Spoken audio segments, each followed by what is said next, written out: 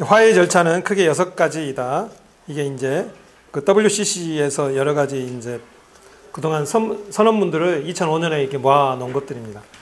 6가지 화해 절차: 진실, truth, 진실, 기억, 참회, 정의, 용서와 사랑. 대략 시간적인 순서로 볼 수 있다. 과거의 일에 대한 진실을 파악하는 것은 그것들이 침묵 가운데 행해지는 경우가 많기 때문이다. 그러므로 먼저 침묵하게 하는 상황을 깨트리고 과거의 일을 들춰낼 필요가 있다. 또한 독재국가 등에서는 진실에 대한 조직적인 왜곡이 발생해서 진실 대신 늘 거짓이 팽배해 있다. 이런 경우엔 진실은 추정된다. 잘못한 사람들은 화해라는 용어를 희생자들이 가해자들의 잘못된 행동들을 무시하고 과거에 아무런 일이 없었던 것처럼 지내는 것으로 여기는 예들이 많다. 또한 다른 예들은 가해자들이 화해라는 용어를 서둘러 강요해서 희생자들이 이들을 충분히 고려할 시간을 주지 않는 경우들이다. 그들은 피해자인 기독교인들이 빨리 용서하지 않는 것에 대해 죄책감을 느끼게 한다. 이 죄책감 느끼게 한다. 아까 그 갈릴리 사람들의 공동체가 무너지게 되는 상황에서 스스로 죄인들이 되어가는 그런 것과 비슷하죠. 죄인으로 몰고 가는 거예요. 그죠? 국가적인 차원에서 이러한 진실 파악을 찾아낸 대표적인 경우가 남아공의 이제 The Commission in South Africa이다. 그런데 바로 이 남아공의 예를 통해 우리가 진실 확정이 얼마나 어렵고 또한 그것이 화해와 치유를 위해 얼마나 중요한지 잘 드러났다.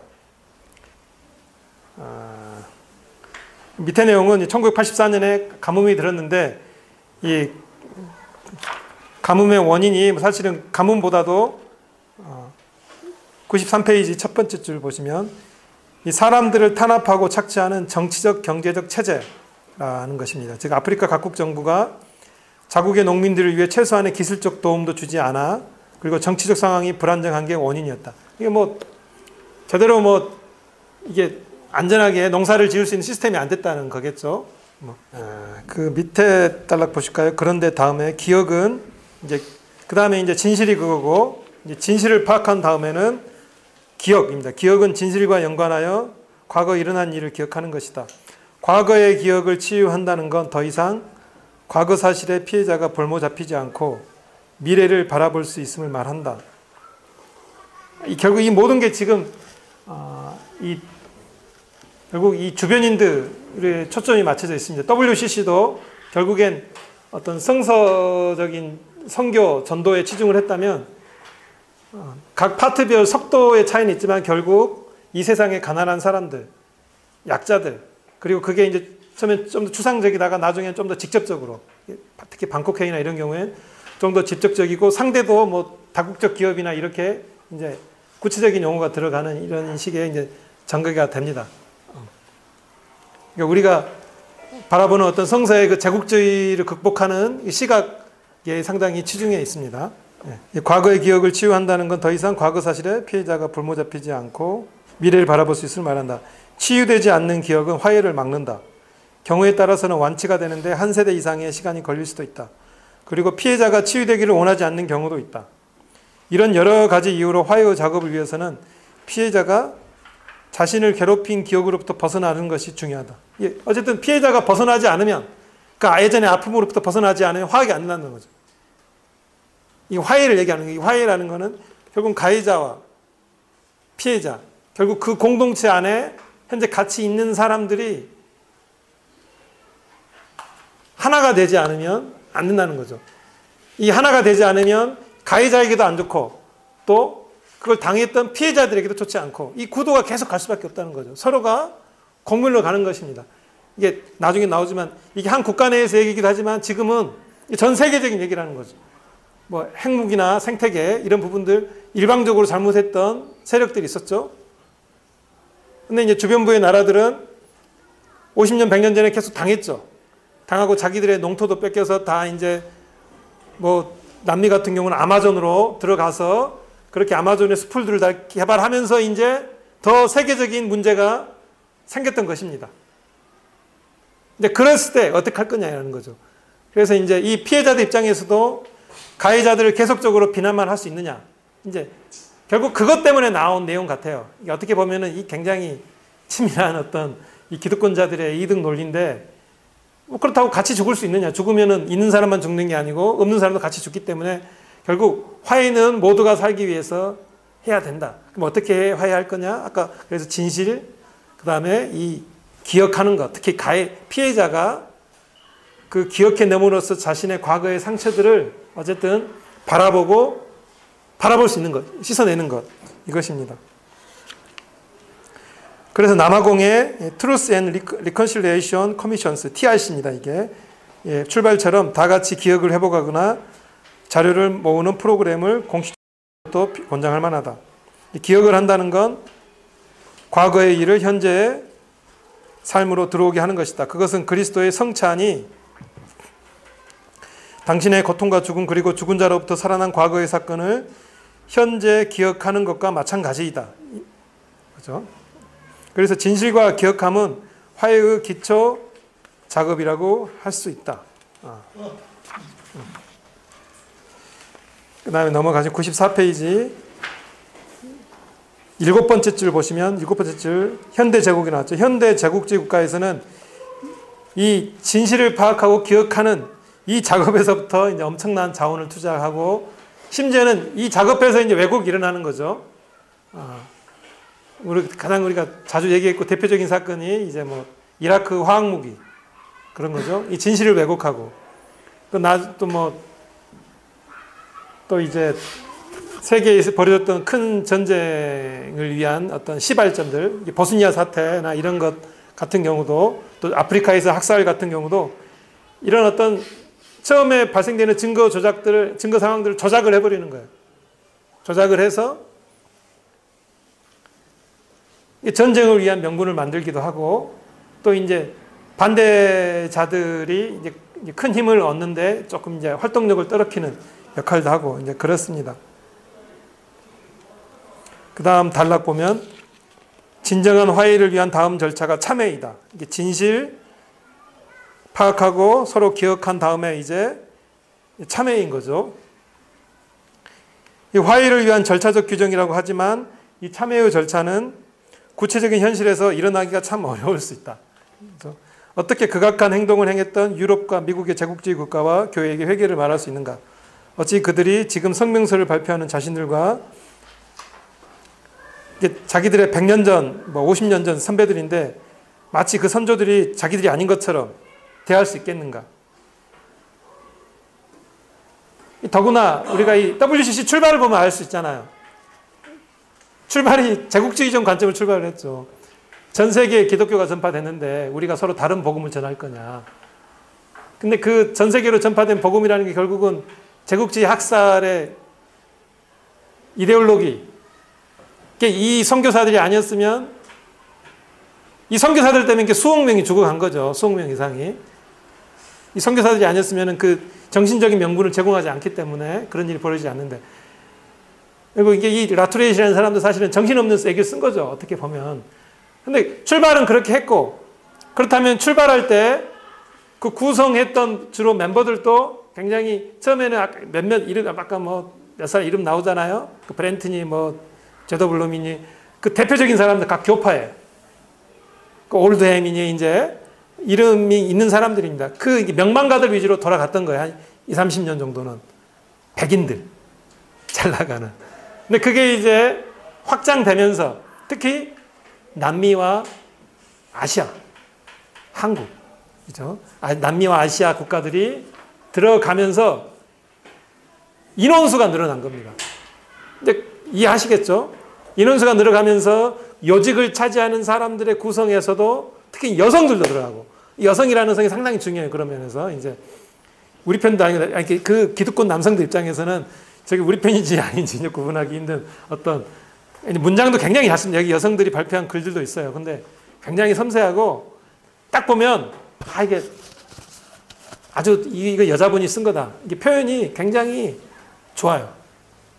찌르고 이제 이런 내용들이 있습니다. 이제 딱 보면 해설을 보면 여성들이에요. 그런 내용들이 이제 그러면서 이제 주도권이 바뀌는 겁니다. 그러면서 그 신앙과 직제에 치중했던 내용들이 이 삶과 봉사와 그리고 결국 선교에 대한 어떤 근본적인 어떤 개념을 바꿔버린 거죠. 하나님의 선교 쪽으로 몰고 가버리는 이런 상황들이 생겼다고 볼 수 있습니다. 아시겠죠? 예, 처음에는 그게 아니었는데 이 WCC가 엉뚱하게 이렇게 흘러가 버리는 상황이 생깁니다. 이제 물론 그 과정에는 두 번의 세계 전쟁, 이 전쟁이 생기면서 이 처음에 이걸 뭐 복음이니 뭐니 좋게 생각했던 사람들의 환상이 깨져버린 거죠. 복음 전파되면 세계 예수 그리스도 복음 전파되면 다 잘 될 줄 알았는데 알고 보니까는 끔찍한 전쟁이 두 번이나 일어난 겁니다. 그러니까 이게 자신들의 뭐라고 하나 이게 아놈이라 그러잖아요. 예수 믿는 사람들끼리 서로 싸워가지고 죽이는 거예요. 학살하고. 예수쟁이들끼리 싸우는 거잖아요. 독일하고 영국하고. 이제 예수쟁이들 싸워서 서로 막 학살하려고 하고. 러시아도 예수쟁이들이잖아요. 러시아도 그렇고 막 한 전쟁에만 수만 명의 사람들이 죽어가고 막 이런. 그러니까 이제 그런 상황도 생기고 또 WCC 안에서 이런 상황이 생기니까 급변하게 되는 거죠. 기득권이 조금씩 양보가 되는 이제 그런 상황이 생깁니다. 그게 이제 참회 내용입니다.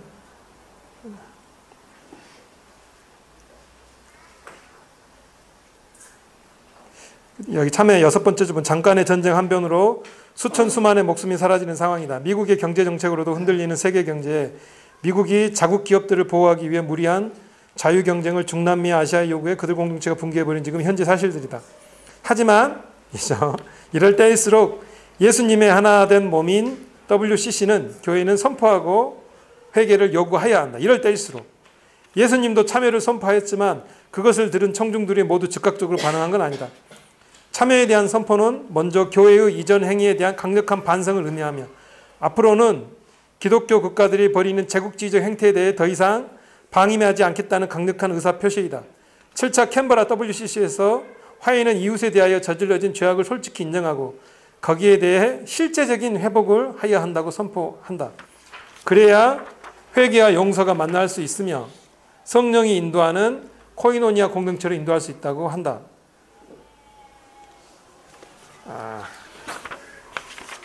그리고 교회가 하나 되기 위해선 과거의 살육과 현재에는 더욱 정교화되고 규모가 커졌지만 겉에서는 잘 파악되지 않는 제국주의 행위에 대해 명백하게 계속해 참여를 요구해야 한다. 참여는 화해의 필요 조건이다.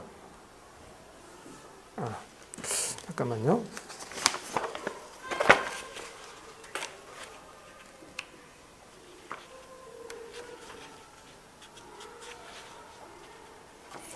제 이거 자료집 16면 한번 보겠습니다.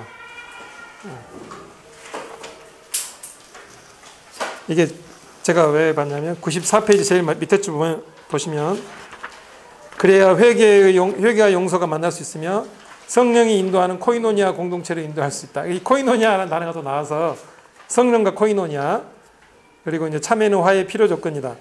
이제 여기에 대해 보충하려고 합니다. 16면에 보면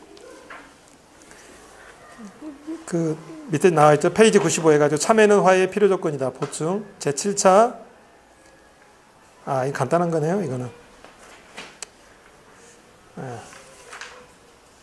이건 뭐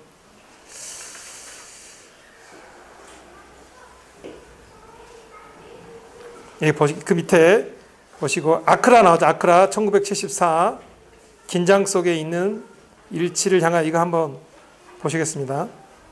1974년 이거는 중요한 거는 이 서류가 이제 서로 모여서 정리한 서류입니다. 이게 모인 이걸 주관했던 파트가 아까 그 일과 뭐죠? 신앙과 직제죠. 뭐가 아닌 거 제가 자꾸 그 단어를 잃어버립니다.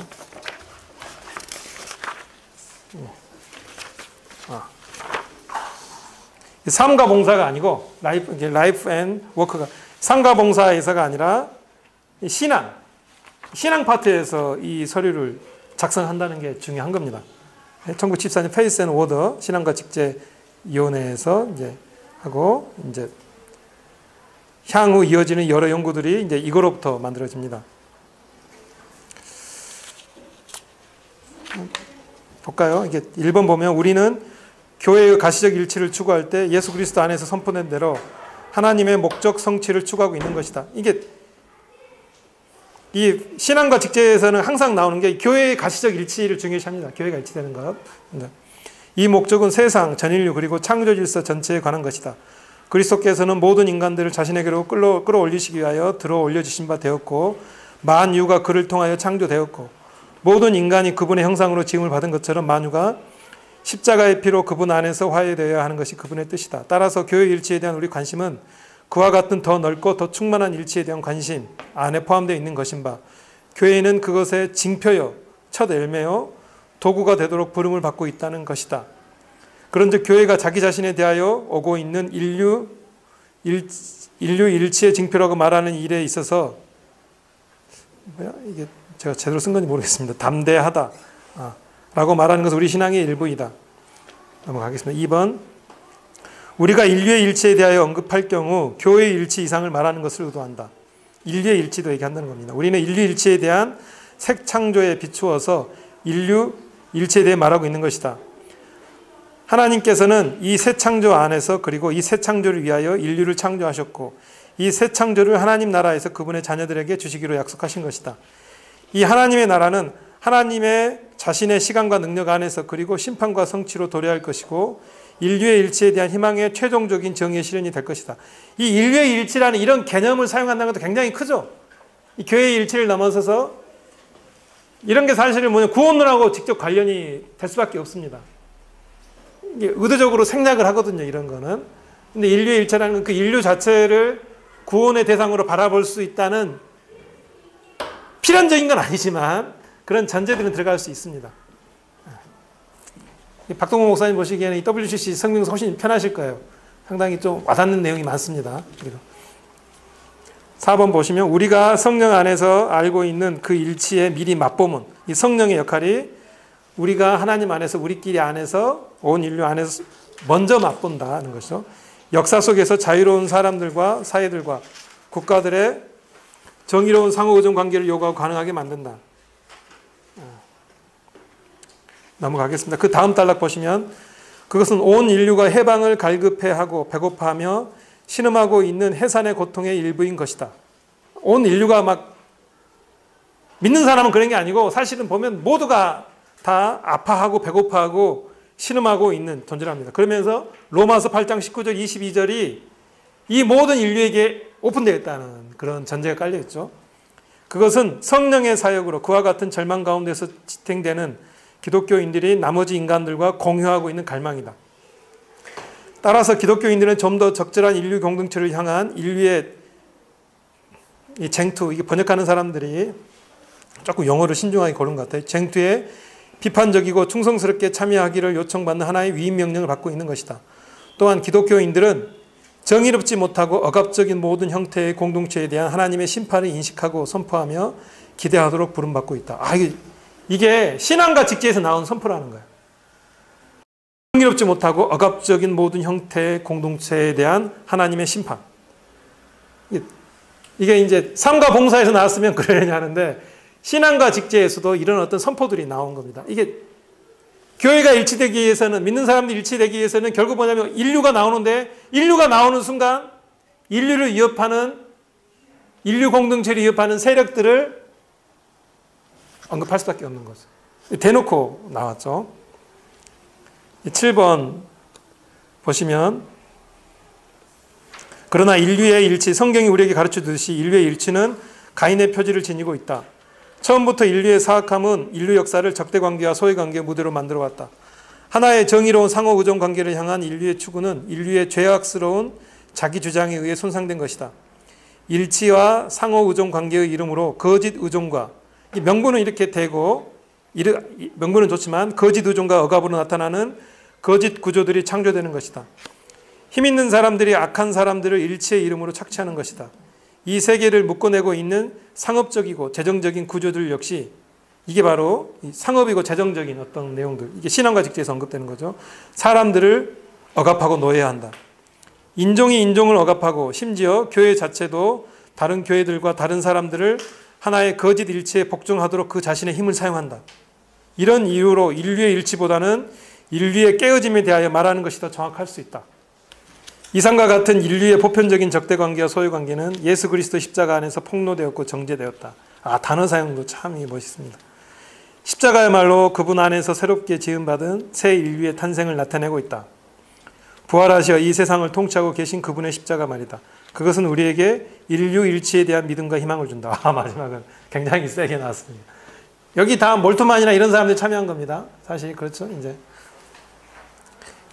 다시 얘기하면 그 교단에서 제일 주도적인 사람들이 참여한 거예요. 그러니까 이제 물론 우리나라 아주 보수적인 사람들에 따라서는 맞지 않을 수도 있지만 뭐 적어도 보수적인 사람이라도 일반적인 공부를 하겠다 싶으면 다 그분의 책이나 그분의 사상들을 참조하는 그런 내용들입니다. 8번 읽겠습니다. 우리는 기도하고 희망하는 인류 일치와 자유로운 사람들의 정의로운 상호우정 관계가 하나님께서 해방하시는 활동과 이에 대한 인간의 적극적인 반응과 참여를 떠나서는 생각될 수 없다고 믿는다. 더욱이 이런 해방은 분열적이 아니다. 즉 그것은 인간의 영혼과 정신과 몸에 관한 것이고 이에 못지않게 문화들과 사회들과 정치들 안에 있는 인류에 관한 것이다. 해방이란 인간들을 자신들로부터 상호간에 그리고 하나님으로부터 소외시키는 것은 그 무엇이든지 간에 그것에 대면하고 반대투쟁을 하며 극복하지 않으면 안 된다. 우리는 역사의 지평 안에서 결코 극복될 수 없는 해방의 한계를 알고 있다. 병과 죽음의 세력은 항상 현존할 것이고 연대와 사랑을 요청하는 고난당하는 사람들은 항상 있을 것이다. 그러나 하나님의 해방시키는 권세에 대한 우리의 희망은 그것을 인식하는 가운데 강화될 것이다. 9번 보실까요? 우리는 일단 사람들이 해방투쟁에 참여하게 될 경우 두 가지 요인들이 부각된다는 사실을 인식한다. 연대의식이 하나의 공동사역에 함께 말려드는 사람들 사이에 일어난다. 그러나 다른 관계들은 이런 참여로 긴장 상태로 인도되고 심지어 깨지기도 한다. 하지만 문제들을 대면하고 만남에 돌입하며 심지어 갈등을 경험하는 방법 외에 하나님의 정의로운 상호 우정 관계를 성취해내는 다른 방법은 없다. 상당히 세죠. 갈등이 이게 남미에서 그 책에도 많이 나온 내용이죠. 이제 그 해방투쟁에 참여하는 신부들을 설득했던 내용들이 그런 거. 왜 갈등을 만들어내느냐 기다리고 할 때 이제 뭐 결국에는 그런 상황들을 정리한 거죠. 갈등을 만들 수밖에 없으면 갈등을 만들어라는 이 선포입니다. 이게 그 방법 외에는 없다. 것입니다. 10번에 뭐 줄친구만 보겠습니다. 해방투쟁에 방해가 되는 하나의 교회적 일치란 하나의 억압적인 일치일 것이다. 교회를 사람들을 해방하게 풀어주게 해주는데 방해가 되는 교회의 어떤 일치나 연합은 그거는 잘못된 거라는 거죠. 11번 주친구만 볼까요? 때문에 교회는 분열의 세력들에게 그 어떤 궁극적인 권위를 부여하기보다 자신을 희생시키는 것을 선택하신 주님께 순종하면서 자신 안에서 갈등들의 긴장을 감당해야 하고 그렇게 함으로써 자신의 화해 사역을 성취하는 것이다. 따라서 교회는 십자가의 표징 아래서 고난을 감수하면서 일치를 향해 사역하도록 부름받고 있다. 그렇습니다. 그 다음에 제 논문지 95면입니다. 이제 이렇게 뭐 참여했고 진실 파악하고 또 그 진실을 기억하고 그리고 잘못한 사람들이 참회를 해야 되는 거죠. 참회 다음이 이제 중간 정도 보면 진실 파악 그 다음에 정의입니다. 정의를 화해의 절차로 넣었다. 정의는 이제 본격적으로 화해를 구체하는 첫 작업으로 보인다. WCC에서는 정의를 세 가지로 구분한다. 보복적 정의, 보복하는 거죠. 그리고 복구적인 정의, 뭐 회복하는 그런 정의입니다. 그리고 이런 일이 전체적으로 안 생기게 이 구조 자체를 이제 정립하는 구조적 정의를 얘기합니다. 넘기겠습니다. 96면입니다. 용서죠. 이게 첫 번째 과거의 역사에 대해 가해자와 피해자 간의 진정한 화해를 위해 절차를 언급할 때 이 정의 다음에 용서라는 용어는 다른 용어들보다 신중해야 한다. 그것은 제3자가 판단자 입장에서 이야기 없을 만큼 수백 년간 인명과 재산 피해 그리고 문화적 정신적 피해들이 상상할 수 없을 정도로 크며 또한 유럽의 신대륙을 지배했던 정신적인 이데올로기가 아직도 진행 중이고 우리나라의 친일주의적 행태만 봐도 알 수 있다. 정치적으로 경제적으로 수탈의 상황은 별로 나아진 게 없다. 뭐 다 그렇습니다. 근데 이 WCC의 어떤 결론일 수도 있습니다. 이 전체 서류들이 다 이렇습니다. 그 다음 단락 보시면 이렇습니다. 물론 WCC도 용서가 단순히 과거의 일을 없었던 것처럼 잊어버리는 건 아니라고 한다. 용서는 과거를 인정하고 가해자와 피해자 간에 서로 다른 관계를 찾아가는 것이며 용서 없이는 과거에 묶여서 미래를 내다볼 수 없다고 한다. 결국 현실적으로 용서를 할 수 없는 벽을 만났을 때 예수 그리스도의 십자가가 드러나야만 한다. 이 결론인 것 같아요. 항상. 그것은 십자가 위에서의 죽으심을 통하여 인간의 소인은 하나님의 용서하심으로 말미암아 극복되었고 모든 인간이 하나님의 아들이 되는 자격을 회복할 수 있는 길이 열렸기 때문이다. 근데 이제 신앙적으로는 이 그리스도 십자가가 들어가고, 근데 남아공 같은 경우는 다음 보시면 아시겠지만 이게 그 신앙적인 것에 넘어서서 용서할 수밖에 없는 상황. 너무 가난하니까. 이게 거기서 나온 단어가 우리 안철수 후보가 썼던 미래라는 단어. 그러니까 지금보다는 좀 더 먹게. 이제 그 미래라는 단어를 통해서 이게 화합이 되는 어떤 그런 게 있습니다. 제일 밑에 줄에서 세 번째 줄 하겠습니다.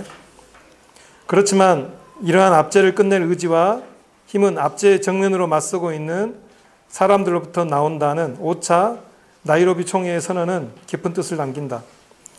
91년 호주 캔버라 총회에서는 용서에 대한 의미 있는 행사가 있었다. 제국주의 시절 백인들로부터 학살을 경험한 원주민 기독교인들이 비원주민 호주인들에게 정의사회를 위해 함께 노력하자고 요청했고, 예배 때 그들이 모여 성만찬을 놔두는 감동적인 화해를 나누는 그런 순간이 있었다.